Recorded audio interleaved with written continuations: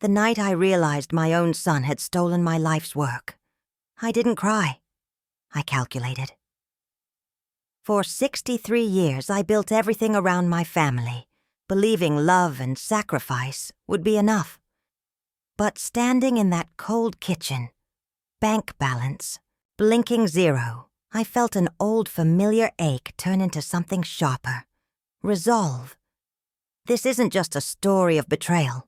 It's about what happens when a mother refuses to be invisible anymore. You don't know me yet, but by the end of this, you'll know every scar, every secret, and every reason I still believe in justice. My name is Ellen Sanders, and this is how I reclaimed my dignity, my fortune, and the truth. Before we dive in, tell me where you're watching from. Hit subscribe if you want more stories about finding power in unexpected places. Let's begin at the beginning, where for so long, I believed I was just the background of my own life. Mom, you don't understand business, Mark said, not looking up from his phone as I set his coffee down. You never have. I stood there, for a moment, watching my eldest son dismiss me with the same casual indifference he'd perfected over the years. The kitchen was silent except for the hum of the refrigerator and the distant sound of traffic outside. I balanced this family's books for 40 years, I said quietly. I think I understand more than you realize. He finally looked up, that patronizing smile spreading across his face. Balancing a checkbook isn't the same as running a company, Mom. Lisa walked in then, her heels clicking against the linoleum. What are you two talking about? Nothing. Important, Mark said, standing and straightening his tie. Just Mom giving me business advice again. Well, she did keep Dad's business afloat, Lisa said, pouring herself coffee. Remember when the restaurant was failing? Mom took that night job at the hospital to help with payroll. That was different. Mark waved his hand dismissively. That was small-time stuff. I'm dealing with real money now. Real money. I wondered what he'd call the $60,000 I'd quietly loaned him last year when his company was struggling. The money he'd promised to pay back but never mentioned. Again, speaking of which, he continued, I might need to borrow your laptop later, Mom. Mine's acting up and I have some important transfers to make. Of course, I heard myself say. The words automatic after decades of accommodating everyone else's needs. After they left, I sat alone at the kitchen table staring at the ring stains their coffee cups had left. 43 years of marriage to James, raising 3 children, working part-time jobs to keep us afloat through his failed ventures. I'd cashed out my small inheritance when Mark was 12 to save the house. I'd worked double shifts when Lisa needed money for college. I'd taken care of James through his final illness, managing his medication, his appointments, his fears. The phone rang. It was Daniel, my youngest. Hey, Mom. Quick question. Can you spot me $500 for rent? I'm a little short this month. I'll see what I can do, I said. Thanks, you're the best. Love you. The line went dead before I could respond. I looked around the kitchen, at the photos covering the refrigerator. Graduations, weddings, grandchildren's birthdays. In every single picture I was there, smiling, supporting, holding someone up. But I couldn't remember the last time someone had asked how I was doing. Really asked. When James died 2 years ago, the kids had rallied around me for exactly 3 weeks. Then life resumed, and I became what I'd always been. The person who handled things quietly, who made sure everyone else was okay, who never complained. You're so strong, Mom, they'd say when they bothered to say anything at all, as if strength were the same as not mattering. I walked to my desk and pulled out the folder where I kept important papers. Bank statements, insurance policies, the modest investment account I'd been building for retirement. It wasn't much, but it was mine. My security, my independence, my proof that I'd learned something in all those years of making ends meet. But looking at those numbers, I felt the familiar weight of invisibility settling over me like dust. I was 63 years old, and sometimes I wondered if anyone would notice if I simply disappeared. I had no idea that in less than 24 hours, I'd discovered just how invisible I'd already become to the people I loved most. The call came Thursday evening while I was washing dishes from the dinner I'd eaten alone. "Mom, it's Mark. I need to swing by and grab some papers." "What papers?" I asked, but he'd already hung up. 20 minutes later, he was at my door, that familiar rushed energy radiating from him. He barely kissed my cheek before heading straight for my desk. "Where are those tax documents from 2019? The ones with the business partnership stuff?" "In the filing cabinet," I said, following him. "Mark, what's going on? You seem upset." "Just business stuff. Nothing you need to worry about." He rifled through the files, pulling out several folders. "Mind if I use your laptop real quick? I need to check something." Something in his tone made me hesitate. "What do you need to check?" "Mom, please, I'm in a hurry." That smile again. The one that made me feel foolish for questioning him. 5 minutes, I promise." I nodded toward the kitchen table where I'd left it open. He was typing before I could even offer him coffee, his fingers moving quickly across the keyboard. "Actually," he said without looking up, "I might need you to sign something. A quick form for the accountant." "What kind of form?" "Just a transfer authorization. Boring stuff." He turned the screen toward me, pointing to a line at the bottom. "Sign here." The document was full of financial jargon, numbers and account information that blurred together. I squinted at it, trying to make sense of the terms. "Mark, I don't understand what this—" "Mom, please. I really need to get this done tonight. It's just moving some money around for tax purposes." His voice had that edge it got when he was frustrated, the same tone he'd used as a teenager when I'd asked too many questions. I signed. He printed several copies, folded them quickly, and kissed my forehead. "Thanks, Mom. You're a lifesaver." After he left, I sat at the kitchen table with my laptop, that familiar unease gnawing at my stomach. I opened my banking app, something I did every few days to check my balance and pay bills. The screen loaded.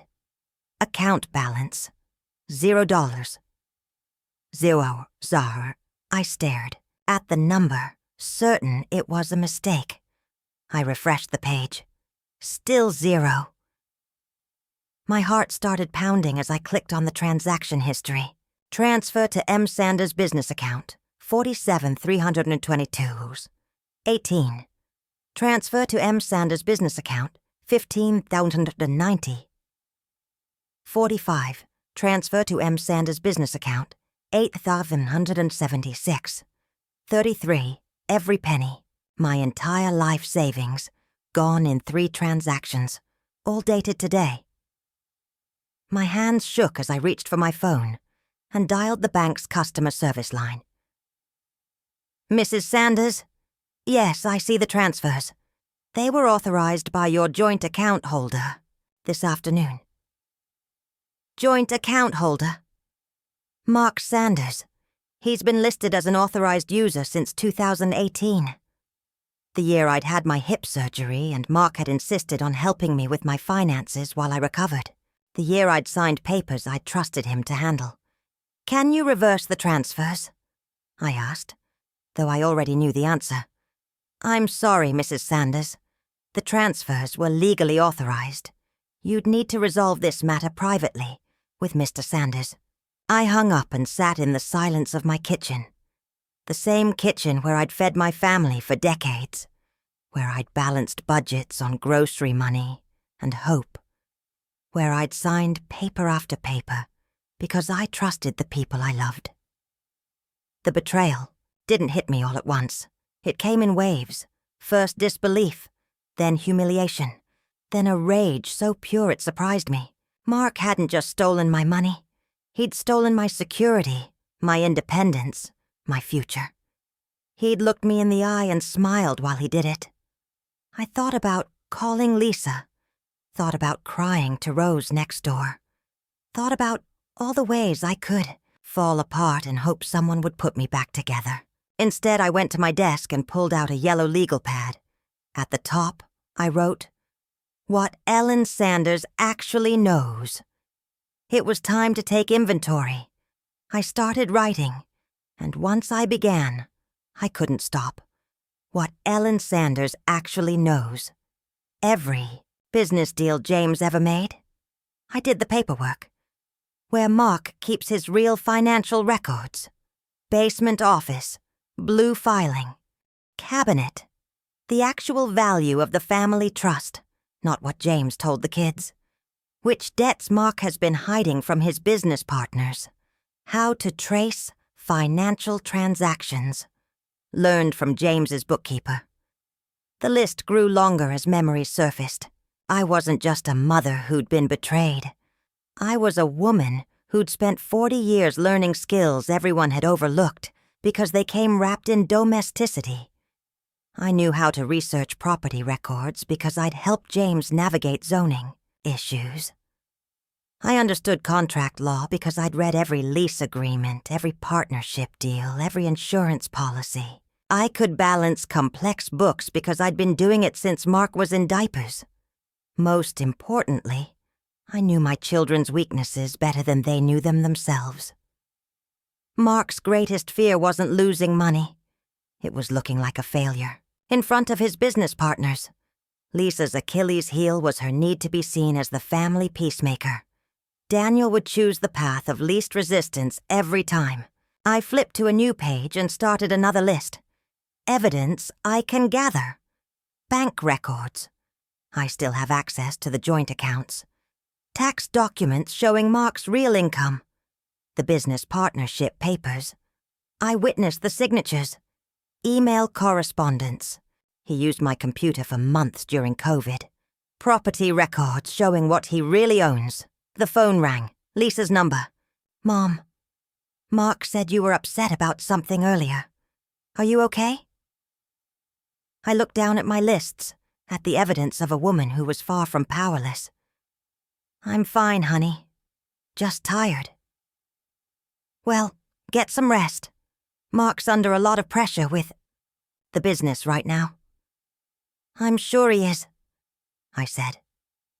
After I hung up, I added one more item to my list. The family still thinks I'm invisible. That was going to be their biggest mistake. I spent the next hour going through my old files, pulling out documents that suddenly seemed relevant. The insurance policy that listed me as the beneficiary on James's business assets. The property deed that showed my name alongside James's on the house Mark thought his father owned outright. The investment accounts that Mark didn't even know existed. By midnight, I had a clear picture of exactly what I was working with.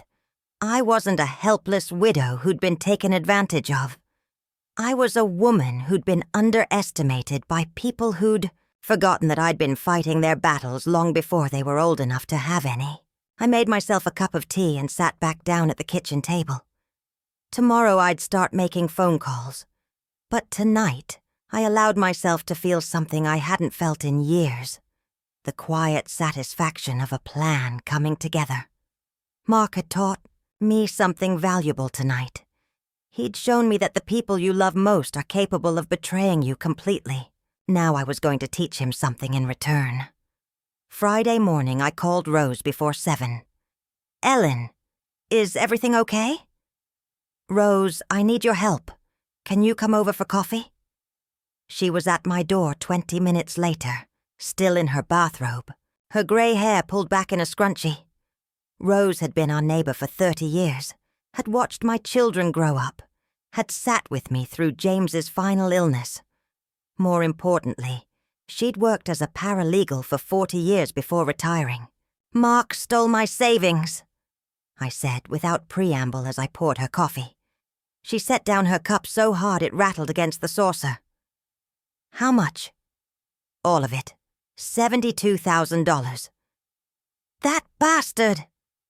Rose had never liked Mark, had always said he had shifty eyes and too much charm. "What are you going to do?" "Fight back. But I need to know how to do it right." For the next 2 hours, Rose walked me through the basics of financial elder abuse law, evidence gathering, and asset protection. She made notes in her precise handwriting, creating a timeline of actions I needed to take. "First," she said, "you change every password on every account. Today. Already done? Good.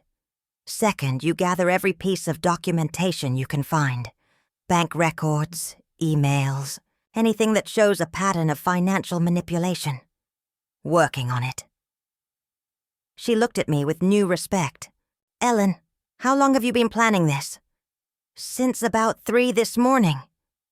She laughed, a sound that reminded me why I'd called her first. "Your son has no idea what he's dealing with, does he?" After Rose left, I drove to the bank. The same bank where I'd had accounts for 23 years, where they knew me as Mrs. Sanders, James's widow, Mark's mother. "I need to speak with someone about unauthorized transfers," I told the receptionist. The manager, Mr. Phillips, came out looking uncomfortable. "Mrs. Sanders, I understand you have concerns about yesterday's transactions." "I have concerns about my son stealing my life savings. Yes." He shifted in his chair. "The transfers were technically legal, since Mr. Mark Sanders is an authorized user on your accounts. An authorization I gave him in 2018 when I was recovering from surgery. An authorization I'm now revoking." I slid the paperwork across his desk. "I also want copies of every transaction he's made from my accounts for the past 2 years. "Mrs. Sanders, I'm not sure we can—" "Mr. Phillips," I said, my voice steady. "I've been banking here since before you were born. I'm not asking for anything illegal.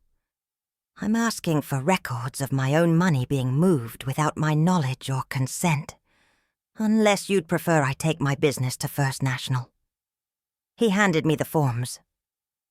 That afternoon, I drove to Mark's office.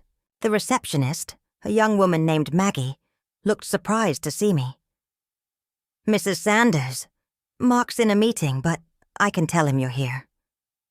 "Actually, I brought lunch for everyone." I held up the bag from the deli. "Just wanted to thank you all for working so hard." As Maggie distributed sandwiches, I glanced around the office.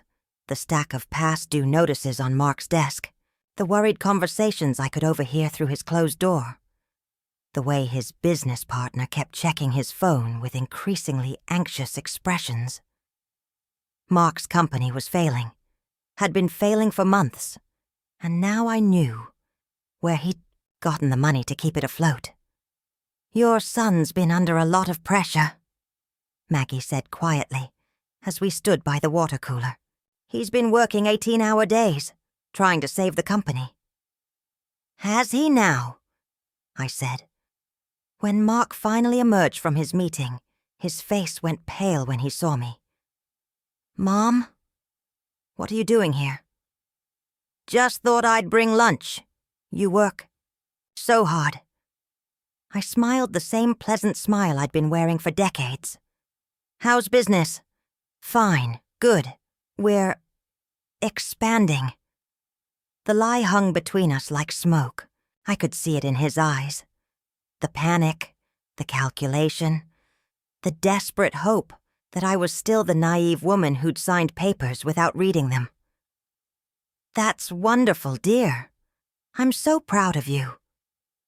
As I left, I heard him on the phone, his voice tight with stress. "No, I told you. The transfer went through. We have the capital now. My capital, my security, my future funding his lies." That evening I made another list. This one was titled, People Who Will Help Ellen Sanders. Rose's name went at the top. Monday morning I sat in the office of Patricia Carter, attorney at law, with a manila folder full of evidence spread across her desk. "Mrs. Sanders," she said, reviewing the bank statements. "This is a clear case of financial elder abuse. Your son used his authorized access to your accounts to transfer funds without your knowledge or consent. What are my options? We can file a report with Adult Protective Services. We can request an immediate freeze on any accounts containing your funds, and we can pursue both civil and criminal charges." The word criminal hung in the air. My son could go to jail for what he'd done.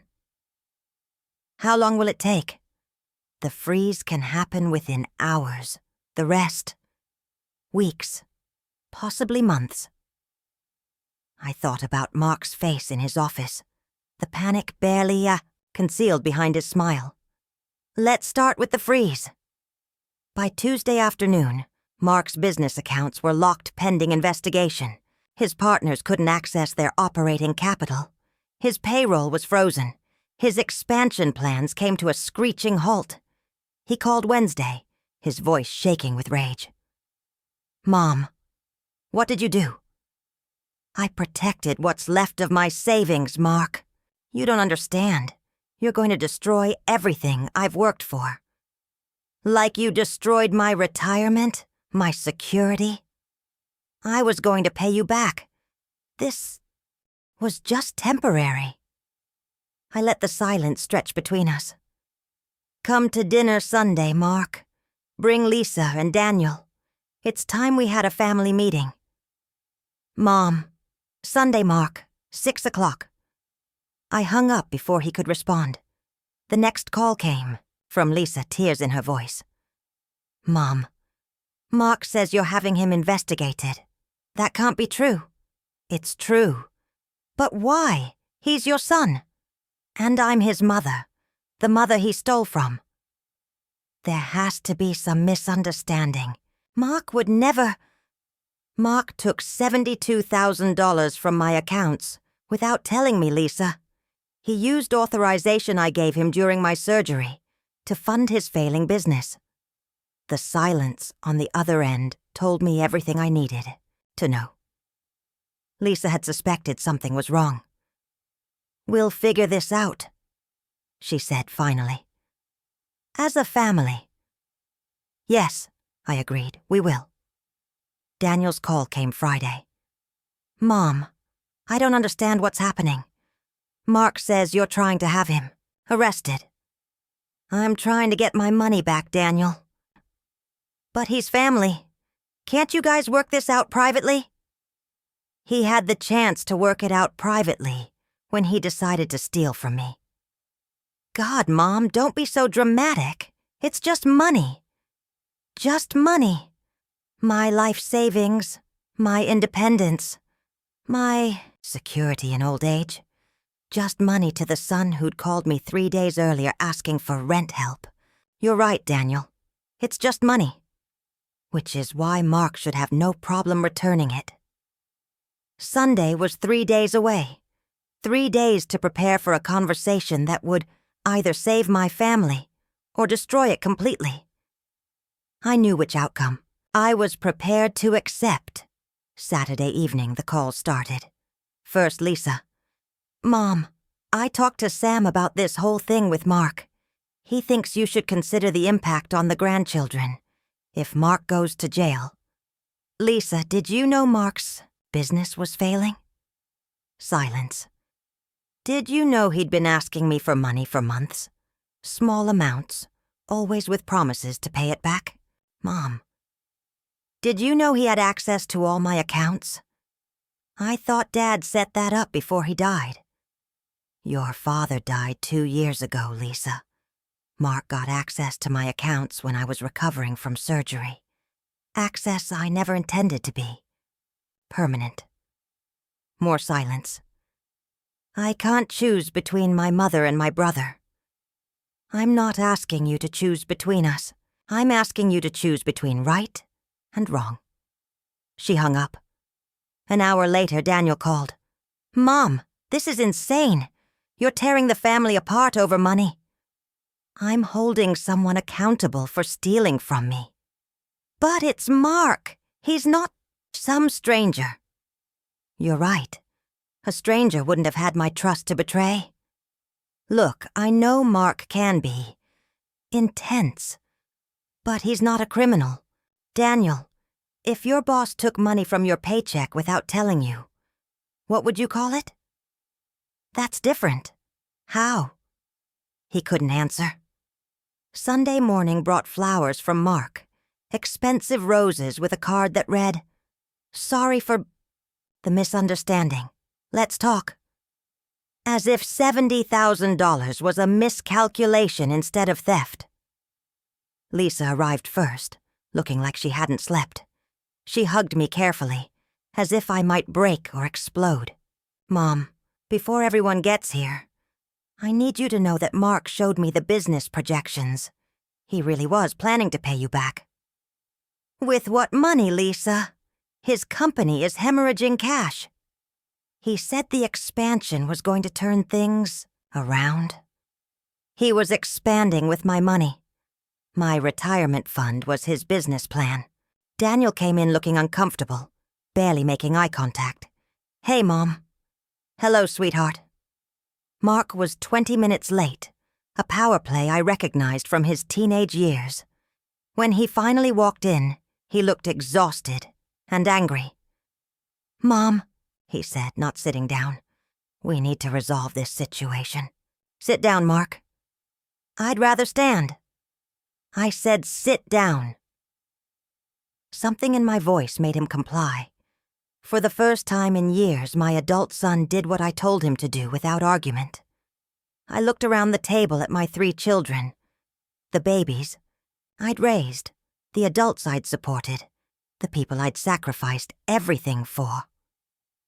"I want to tell you a story," I began.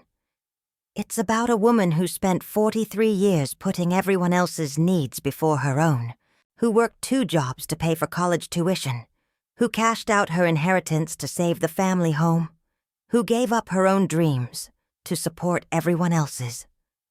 "Mom," Lisa started. "I'm talking." The sharpness in my voice surprised all of us. This woman watched her husband fail at business after business, and she kept the family afloat. She took care of him through his final illness, managed his medications, his appointments, his fears. She never complained. Mark shifted in his chair. When her husband died, this woman was left with a modest savings account, the only financial security she'd ever had. She was 63 years old, too old to start over, too tired to rebuild from nothing. I pulled out the bank statements and spread them across the table. Then her eldest son, the one she'd bailed out countless times, the one she'd supported through his own business failures, decided that her security didn't matter as much as his pride. The silence in the room was deafening. $72,000, I continued, taken without permission, without discussion, without even the courtesy of a phone call to explain why. Mark finally spoke. "Mom, you have to understand." "No, Mark, you have to understand. You stole from me. Not borrowed, not temporarily relocated, not misunderstood. Stole. The business was about to take off. I was going to triple your money." "With what?" "Your company is 3 months behind on rent. Your business partner is looking for an exit strategy. Your employees haven't had a raise in 2 years. His face went white. "How do you—" "I'm not stupid, Mark. Invisible, maybe. Underestimated, certainly. But not stupid." Lisa was crying now. "Mom, what do you want us to do?" "I want acknowledgement. I want apology. And I want my money back." "And if we can't pay it back right away?" Daniel asked quietly. I looked at each of them. These people I'd loved more than my own life. Then we'll figure out what family means when it's built on truth instead of assumption. The real conversation was just beginning. The next morning, Patricia Carter called with news that changed everything. Mrs. Sanders, we've discovered something interesting in Mark's financial records. He's been moving money from multiple sources, not just your accounts. What do you mean? The family trust your husband established. Mark's been drawing from that as well. Unauthorized distributions totaling nearly $40,000 over the past year. I sat down hard. That money was supposed to be divided equally among the children. There's more. He opened credit cards using Daniel's name and social security number. Daniel's credit score has taken a significant hit. My stomach dropped. Does Daniel know? We don't think so. The bills were being sent to Mark's business address. After I hung up, I stared out my kitchen window at Rose's house, trying to process what I'd learned. Mark hadn't just betrayed me. He'd been systematically defrauding the entire family. The phone rang. Lisa's number. Mom, I need to ask you something, and I need you to be honest. What is it? Last year, when I applied for that mortgage, the bank said there were some irregularities with my credit report. Something about the family trust fund. Did Dad leave debts I don't know about? I closed my eyes.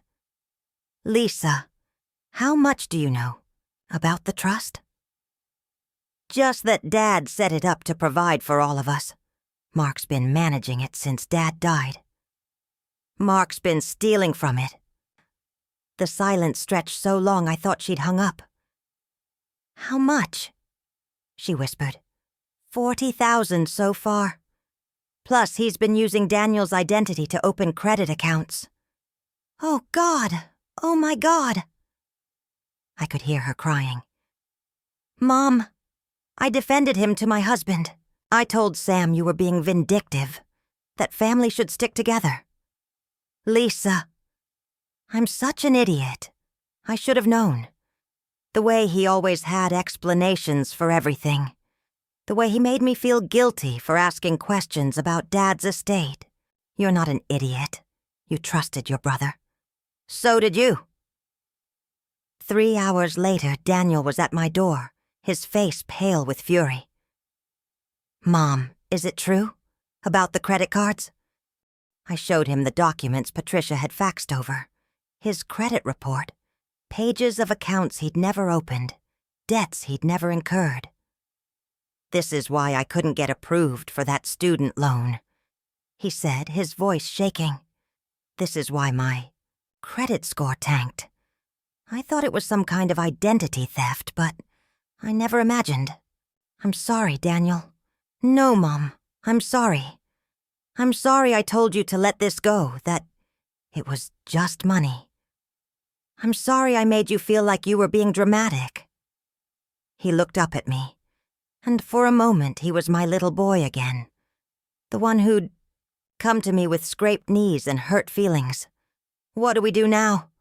Before I could answer, my doorbell rang. Lisa stood on my porch with Sam beside her, both of them looking grim. We need to talk, Lisa said. All of us. About Mark, about the trust, about everything. For the first time in months, I wasn't managing this crisis alone. We sat around my dining room table, the same table where I'd served thousands of family. Dinners, where I'd helped with homework and mediated arguments and celebrated milestones. I called an attorney, Sam said. Lisa told me what's been happening, and I think we need professional help to sort this out. I've already got a lawyer, I said. Good, because this is bigger than just the money he took from you. Lisa pulled out a folder. I've been going through Dad's papers, the ones Mark said he was organizing for us. Mom, did you know Dad left specific instructions about the trust? Instructions Mark never followed. I shook my head. The trust was supposed to be managed by an independent trustee, not by Mark, and there were supposed to be quarterly reports to all the beneficiaries. Daniel leaned forward. How much money are we talking about? Originally, about $200,000. The number hung in the air like smoke. How much is left? I asked. Lisa's face told me the answer before she spoke. We won't know until we get an independent audit, but based on what we've found so far, it's gone. Daniel finished. All of it. We sat in silence, absorbing the magnitude of what Mark had done. This wasn't just a desperate son stealing from his mother. This was systematic fraud, spanning years, touching every member of our family. There's something else, Sam said quietly. Lisa, show them the insurance documents. Lisa pulled out another set of papers. The life insurance policy Dad left. The one that was supposed to pay for his funeral and leave something. For Mom? Mark was the beneficiary on that too. He changed it 6 months before Dad died. My vision blurred.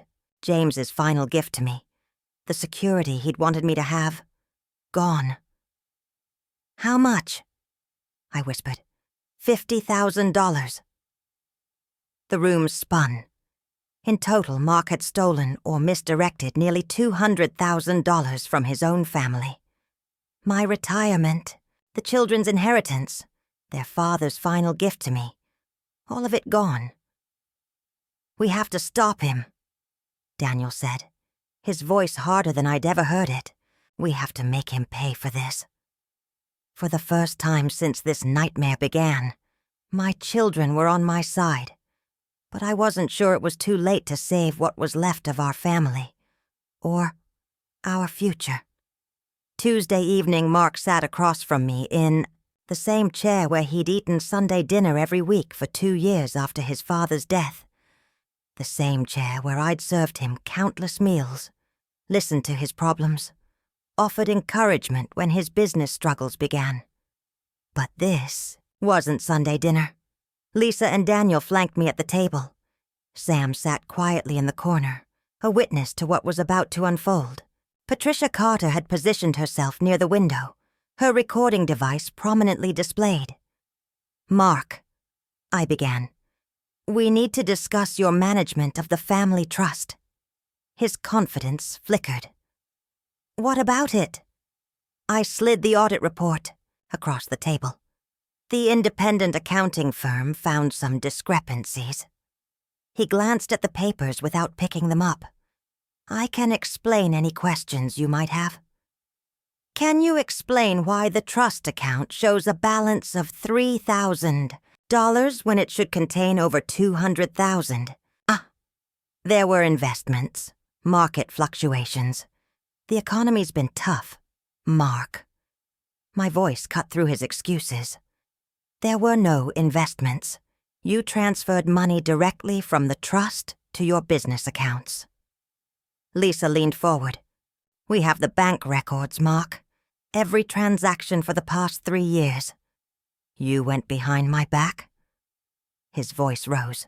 You investigated me like some kind of criminal. You stole from us like some kind of criminal, Daniel said quietly.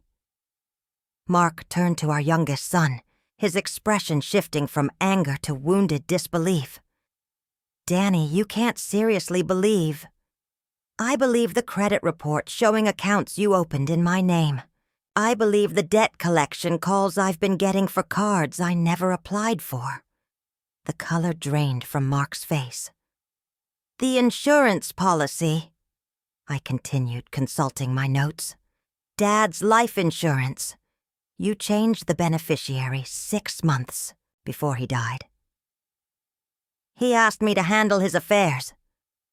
He asked you to make sure I was taken care of. My voice stayed level, controlled. Instead, you stole the money he meant to provide for my security. It wasn't stealing. It was all going to come back with interest. The business was about to turn the corner. Sam spoke for the first time. Mark, your business partner filed for bankruptcy last week. There is no corner to turn. The silence that followed was deafening. Mark looked around the table, at his siblings, his brother-in-law, his mother, the lawyer who'd been documenting every word. For the first time, he seemed to understand that his charm, his explanations, his promises of future success meant nothing. "You want me to go to prison?" he said finally. "I want you to face consequences," I replied. "For the first time in your life. I'm your son." "Yes, you are. And I've spent 40 years watching you blame everyone else for your failures. Watching you take credit for other people's successes. Watching you manipulate situations to your advantage." I leaned forward. "But I will not watch you destroy this family's future to fund your pride." "What do you want from me?" Patricia Carter spoke up. "Mr. Sanders, at this point, full restitution, cooperation with the investigation, and acceptance of responsibility might influence how we proceed with charges. I don't have the money to pay everything back." "Then we'll discuss alternative arrangements," I said. "Payment plans, asset liquidation, wage garnishment, whatever it takes." "And if I refuse?" I looked at my eldest son, the baby I'd rocked to sleep, the toddler I'd taught to walk, the boy I'd cheered for at every baseball game and school play. "Then you'll face the full legal consequences of your choices. Criminal charges for elder abuse, identity theft, and trust fund embezzlement. Lisa and Daniel will pursue civil suits for their stolen inheritance, and you'll do it all without your family support." Mark's hands shook as he reached for the papers. "How long do I have to decide?" "You have until Friday to make your first payment and provide complete financial disclosure," Patricia said. "After that, we file formal charges." After everyone left, I sat alone in my kitchen, feeling older than my 63 years. I'd just threatened to have my own son arrested. But for the first time in months, I also felt something else. The quiet strength that comes from standing up for yourself, even when it costs you everything, especially when it costs you everything. 6 months later, I stood in the office space I'd rented downtown, watching Rose hang the sign on the door. Sanders Financial Consulting, where experience meets expertise. "You sure about this, Ellen?" she asked, stepping back to admire her handiwork. "I've never been more sure of anything." The past months had been a whirlwind of legal proceedings, family therapy sessions, and painful conversations. Mark had chosen cooperation over criminal charges, agreeing to a payment plan that would take him 5 years to complete. His business had folded completely, and he'd taken a job as an accountant at a small firm. A humbling experience that seemed to be teaching him things 40 years of enablement hadn't. Lisa walked in carrying a box of office supplies, her face bright with an enthusiasm I hadn't seen in years. "The website is live," she announced, "and we already have 3 inquiries from potential clients. Clients who want to hire a 63-year-old woman to manage their finances?" I asked. "Clients who want to hire someone with 40 years of real-world experience, keeping families afloat through economic ups and downs," Lisa corrected. "Someone who understands that financial planning isn't just about numbers. It's about security, dignity, and independence." She was right. The calls had started after a local newspaper ran a story about my case. Grandmother fights back against financial elder abuse. Women my age, widows and retirees, people who'd spent decades managing family finances but had never been given credit for their expertise. "Mrs. Sanders," one caller had said, "I need someone who understands what it's like to make a dollar stretch, to plan for retirement on a teacher's salary, To handle money like it matters because it's all you have. Within 2 months, I had 12 regular clients. Women who'd been dismissed by financial advisors half their age. People who needed someone who understood that $1,000 emergency could derail a carefully planned budget. Daniel appeared in the doorway, holding a coffee tray from the shop downstairs. "Thought you might need fuel for your first official day," he said, distributing cups around the small office. My youngest son had changed the most through this ordeal. The credit repair process had been lengthy and frustrating, but it had also motivated him to take control of his finances for the first time in his adult life. He'd found a better job, moved to a nicer apartment, and started asking me for financial advice instead of emergency loans. "How does it feel, Mom?" he asked, settling into one of the chairs I'd arranged for client meetings. "Terrifying," I admitted, "and wonderful." Lisa sat at the desk we'd bought secondhand and refinished together. "I still can't believe Mark tried to convince me you were having some kind of breakdown when you first started fighting back." "I think I was having a breakdown," I said. "The kind of breakdown that happens when you finally stop pretending everything is fine." Rose raised her coffee cup to Ellen Sanders, who proved it's never too late to start over. "To starting over," I agreed. The phone rang, my first official call as Sanders Financial Consulting. "This is Ellen Sanders. How can I help you?" "Miss Sanders, my name is Margaret Walsh. I'm 71 years old, and my nephew has been managing my investments. I just found out he's lost nearly half my retirement savings, and I don't know what to do." I looked around at my makeshift office, at my daughter organizing files, at my son setting up the computer, at my best friend arranging brochures on the small table. "Mrs. Walsh," I said, "you've called the right place. Let's talk about what options you have and how we can protect what's left of your savings." As I talked her through the initial steps, documenting the losses, changing account access, consulting with an attorney, I realized something had fundamentally shifted. For the first time in my adult life, my voice carried real authority. Not because I was someone's mother or wife, but because I was Ellen Sanders, a woman who'd learned to fight for herself. After I hung up, Lisa looked at me with something that might have been awe. "Mom, you were incredible, so confident, so knowledgeable." "I've always been knowledgeable, honey. I just never had permission to show it." The afternoon brought 2 more client calls and a visit from a reporter who wanted to follow up on my story. By closing time, I was exhausted but energized in a way I hadn't felt in years. As we locked up the office, Daniel walked beside me to my car. "Mom, can I ask you something?" "Of course." "Do you forgive him? Mark, I mean." I considered the question as we reached my car. "I'm working on it. Forgiveness and trust are different things, though. I can forgive Mark for what he did, but I'll never again put myself in a position where someone can take advantage of my love." "What about us? Lisa and me?" I looked at my youngest son, this man who'd grown up so much in the past few months.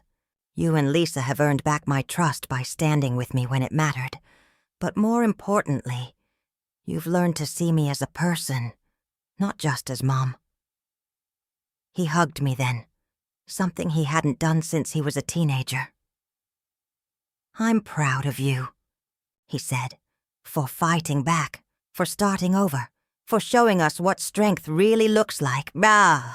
As I drove home that evening, I thought about the woman I'd been 6 months ago. Invisible, taken for granted, slowly disappearing into the background of everyone else's life. That woman was gone, replaced by someone who'd learned to value her own worth. The new Ellen Sanders was still a mother, still a friend, still someone who cared deeply about her family. But she was also a businesswoman, an advocate, a survivor who'd turned her pain into purpose. And for the first time in my adult life, that felt like enough.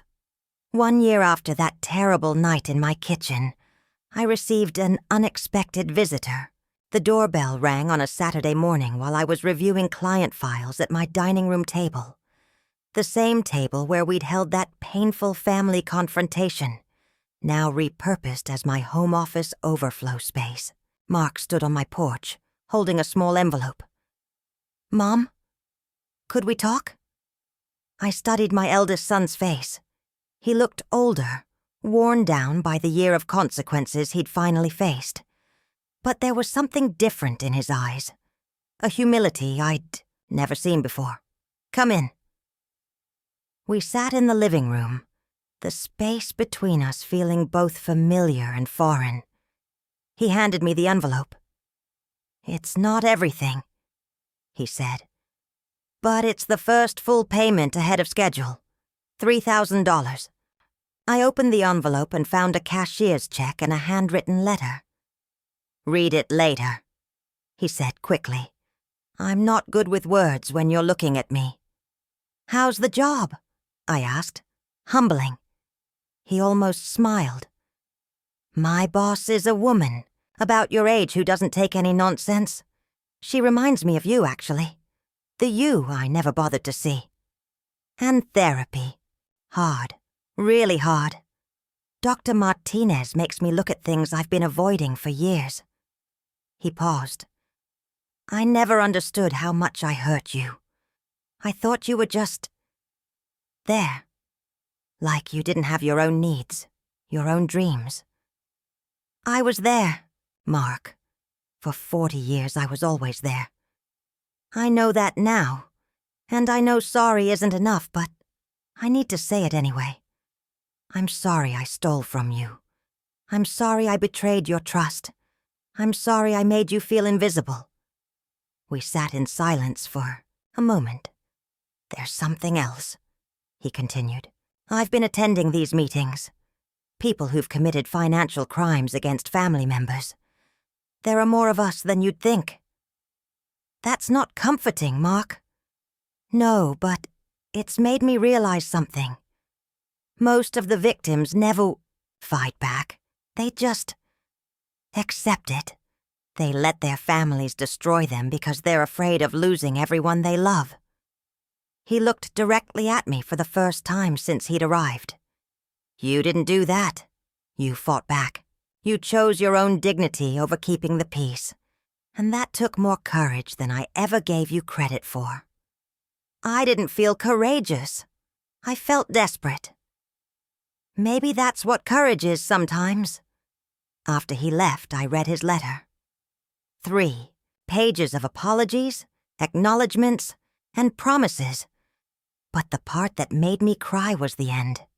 "Mom, I want you to know that I tell everyone about your business now, not because I have to, but because I'm proud of you. You took the worst thing that ever happened to you and turned it into something that helps other people. You didn't just survive what I did to you. You used it to become stronger. I hope someday I can be half as resilient as you are." That afternoon, Rose called with news. "Ellen, you're not going to believe this. Channel 7 wants to do a feature story about your business. Something about women over 60 starting new careers. A television interview. A whole segment. They want to film you at the office, interview some of your clients, show how you're helping other people protect themselves from financial abuse." I thought about the woman I'd been 2 years ago, who would have been terrified at the thought of appearing on television, talking about her personal business, drawing attention to herself. Tell them yes. The interview aired on a Thursday evening. I watched it with Lisa and Daniel, all of us crowded onto my couch like old times. "There she is," the reporter said. "Ellen Sanders, who turned personal betrayal into professional purpose." On screen, I looked confident and knowledgeable as I explained how to spot the warning signs of financial elder abuse, how to protect assets, how to have difficult conversations with family members about money. 2 years ago, TV Ellen said, I thought my life was over. I was a widow with no savings, no prospects, and no voice in my own family. Today, I run a successful consulting business. I've helped dozens of families protect their assets, and I've learned that it's never too late to demand the respect you deserve. How does it feel to watch yourself on TV, Mom? Lisa asked. Surreal, I admitted. That woman looks like she has her life together. She does, Daniel said. You do. The phone started ringing before the segment was over. Women calling to ask about my services, reporters wanting follow-up interviews, even a book agent who thought my story might make an interesting memoir. But the call that mattered most came the next morning. Ms. Sanders, this is Janet Morrison from the State Attorney General's office. We've been following your case, and we'd like to invite you to testify before the legislature about financial elder abuse protections. 6 months later, I stood before a committee of state lawmakers, sharing my story and advocating for stronger laws to protect seniors from financial exploitation. The bill we supported passed unanimously. As I packed up my notes after the hearing, a young woman approached me. Ms. Sanders, I'm Sarah Chen, and I just wanted to thank you. My grandmother was being scammed by someone claiming to be her grandson, and she saw your interview on the news. She called me instead of sending money, and we were able to stop it. I'm glad I could help. It's more than that. You gave her permission to trust her instincts, to ask questions, to not be polite when someone was trying to hurt her. That evening I sat in my kitchen, the same kitchen where this journey began, and made a new list. What Ellen Sanders has accomplished. Built a successful business from nothing. Helped 47 families protect over $3 million in assets, testified before the state legislature. Inspired other women to start over. Rebuilt relationships with Lisa and Daniel based on mutual respect. Learned to forgive without forgetting. Discovered that dignity can't be stolen, only surrendered. At the bottom I wrote, Ellen Sanders is 65 years old. Ellen Sanders is a successful businesswoman. Ellen Sanders is a survivor, an advocate, and a woman who refused to disappear. Ellen Sanders matters. Looking back now, I understand that Mark didn't just steal my money that night. He accidentally gave me something much more valuable. The motivation to discover who I really was when I stopped being invisible. I am Ellen Sanders. I was betrayed, but I was not broken. I took back my dignity, my voice, and my life. And if you're reading this, if you're someone who feels invisible, taken for granted, or powerless, remember this. You are stronger than, Sometimes you have to lose everything to discover what you're truly worth. But the discovery, I promise you, is worth the journey.